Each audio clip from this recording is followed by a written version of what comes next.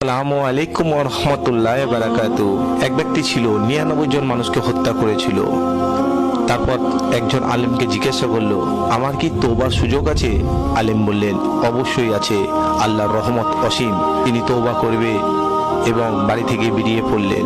তখন তিনি রাস্তায় মৃত্যু হলেন।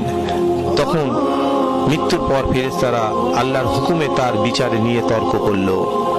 আল্লাহ তাআলা বললেন, যে শহর দিকে যাচ্ছিল তার দূরত্ব মাপা হোক। যখন মাপা হলো, দেখা গেল ভালো শহরের দিকে 1 হাত বেশি ছিল। অতএব আল্লাহ তাআলা রহমতে তার তওবাকে কবুল করলেন এবং সে জান্নাতের অধিবাসী হলেন। সহিহ বুখারী 3470 এবং সহিহ মুসলিম 2766। আমরা যত বড়ই গুনাহ করি না কেন, আল্লাহর কাজে ফিরে আসুন, আল্লাহর কাছে তওবা করুন। আল্লাহ গফুর রহিম, আমাদের বড় বড় গুনাহকে উনি মাফ করে দেবেন। আমিন।